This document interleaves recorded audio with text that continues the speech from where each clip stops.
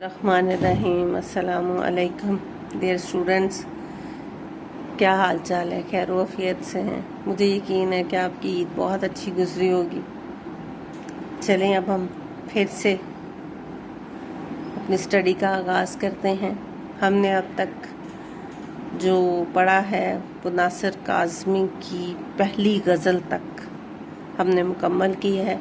ہم نے اپنے آج کے لیکچر کا آغاز ناصر کاظمی کی دوسری غزل سے کرنا ہے۔ شعر نمبر 1 ہے، اے ہم سخن وفا کا تقاضا ہے اب یہی، میں اپنے ہاتھ کاٹ لوں تو اپنے ہونٹ سی۔ اے ہم سخن وفا کا تقاضا ہے اب یہی، میں اپنے ہاتھ کاٹ لوں تو اپنے ہونٹ سی۔ ہم سخن ہم کلام ساتھی ہاتھ کاٹ لوں، مجازن میں اس سے مراد یہ ہے کہ میں لکھنا چھوڑ دوں۔ ہونٹ سینا یہ مجازن میں اس کا مطلب ہے زبان سے کچھ نہ کہنا، منہ سے کوئی لفظ ادا نہ کرنا۔ شعر کا مفہوم کچھ یوں ہے، اے ساتھی وفا کا تقاضا اب یہ ہے کہ میں لکھنا چھوڑ دوں اور تو کچھ بھی کہنا چھوڑ دے۔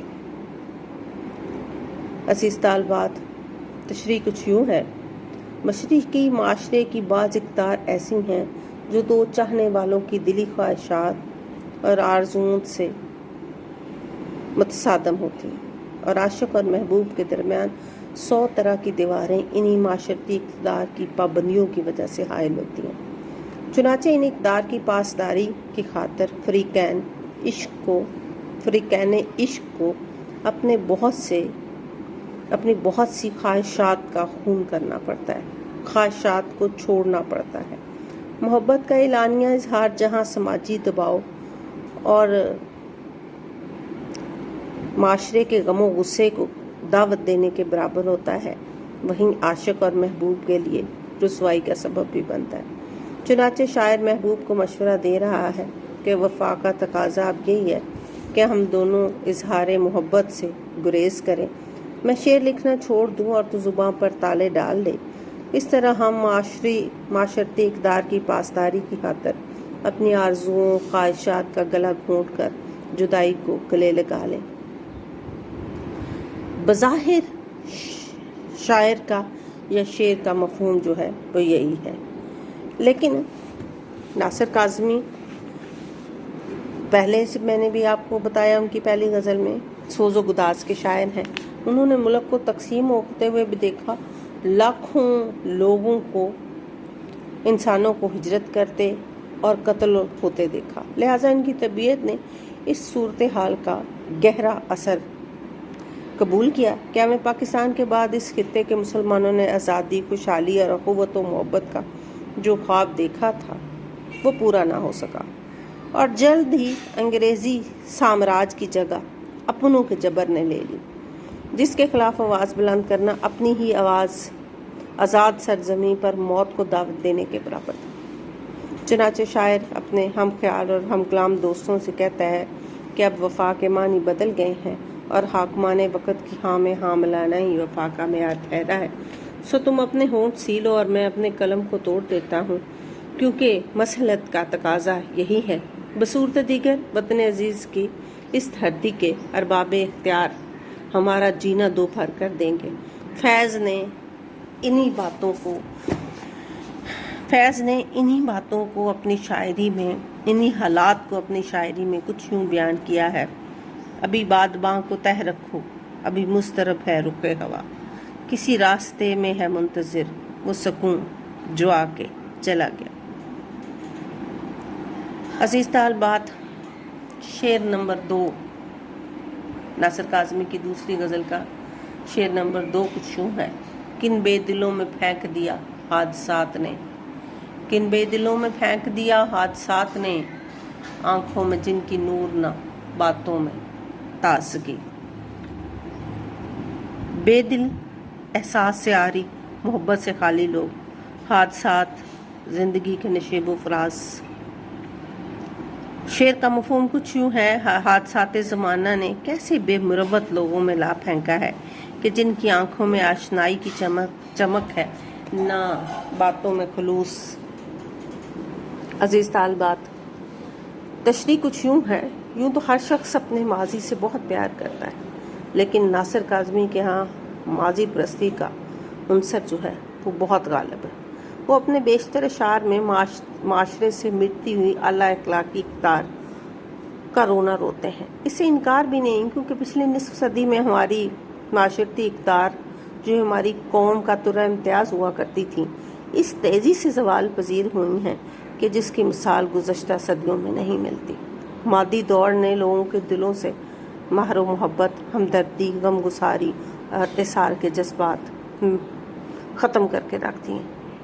اس شعر میں بھی ناصر کاظمی نے معاشرے کی اسی اخلاقی زوال پذیری کی طرف اشارہ کیا ہے۔ چنانچہ وہ کہتے ہیں کہ زمانے کے نشیب و فراز نے مجھے کس طرح کے لوگوں میں لا پھینکا ہے، جن کے سینے دھڑکتے ہوئے اور احساس دلوں سے ختم ہو گیا، جو آنکھیں رکھتے ہوئے بھی بصارت اور بصیرت سے محروم ہے۔ کسی شاعر نے کیا خوب کہا ہے، مجھ کو کن بونے حریفوں کے مقابل کر دیا، مجھ کو کن بونے حریفوں کے مقابل کر دیا، دشمنی دی ہے تو ان کے حوصلے عالی بھی کر، تو ان کے حوصلے عالی بھی کر۔ ناصر کاظمی کو اس بات کا ادراک ہے کہ بے حسی اور خود غرضی کا یہ طوفان پوری قوم کو اپنے ساتھ بہا کر لے جائے گا۔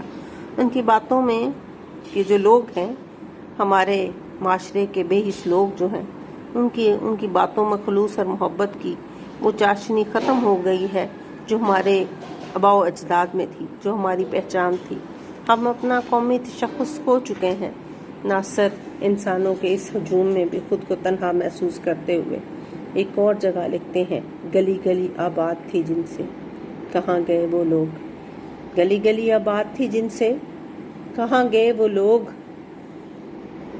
دلی اب کے ایسی اجڑی گھر گھر پھیلا سوگ، دلی اب کے ایسی اجڑی گھر گھر پھیلا سوگ۔ عزیز طالبات، شعر نمبر 3 کچھ یوں ہے، بول اے میرے دیار کی سوئی ہوئی زمین، بول اے میرے دیار کی سوئی ہوئی زمین، میں جن کو ڈھونڈتا ہوں کہاں ہیں وہ آدمی۔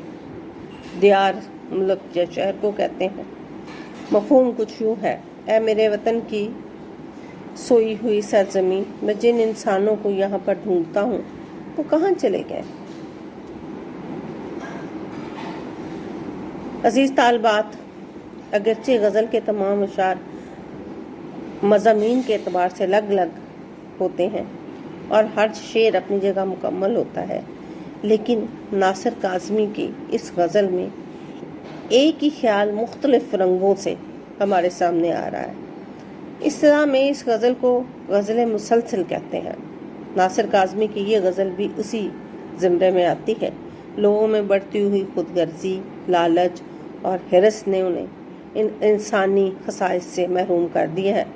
اس صورتحال نے شاعر میں یاسیت پیدا کر دی ہے جو بیزاری کی حدوں کو چھوتی ہوئی نظر آتی ہے۔ چنانچہ اس شعر میں مایوسی کی لہر نمایاں ہے۔ کہاں ہے وہ آدمی تخاطب کے، یہ جو مخاطب جن سے یہ شاعر کر رہے ہیں، یہ اس بات کی نشاندہی کر رہے ہیں کہ شاعر کو خلوص، احسار، محبت سے خالی لوگوں کے درمیان رہ کر کن لوگوں کی کمی اور زیادہ شدت سے محسوس ہو رہی ہے۔ جو اعلیٰ اخلاقی و صاف کے مالک تھے، وہ لوگ جنہوں نے وطن عزیز کے لیے اپنی زندگیاں وقف کر دیں، وہ لوگ جنہوں نے اپنی اور اپنے پیاروں کی جانوں کی قربانیاں دے کر بر صغیر کے مسلمانوں کو آزادی کی خوشخبری سنائی۔ شاعر کو انہی خلوص و مروت کے پیکر لوگوں کی تلاش ہے جن کا ذکر کسی اور شاعر نے کچھ ان الفاظ میں کیا ہے، اندھیری رات میں ٹھوکر لگی تو یاد آئے، اندھیری رات میں ٹھوکر لگی تو یاد آئے، میری گلی میں تھے کچھ لوگ جگنوؤں جیسے۔ بشیر بدر نے بھی اسی مضمون کو اپنی شاعری میں کچھ یوں بیان کیا ہے، گھروں پہ نام تھے ناموں کے ساتھ عہدے تھے، گھروں پہ نام تھے ناموں کے ساتھ عہدے تھے، بہت تلاش کیا کوئی آدمی نہ ملا، بہت تلاش کیا کوئی آدمی نہ ملا۔ انشاءاللہ آج کا لیکچر اتنا کافی ہے، کل سے ہم شعر نمبر 4 سے اپنے لیکچر کا غزل کے شعر نمبر 4 سے ہم اپنے لیکچر کا آغاز کریں گے۔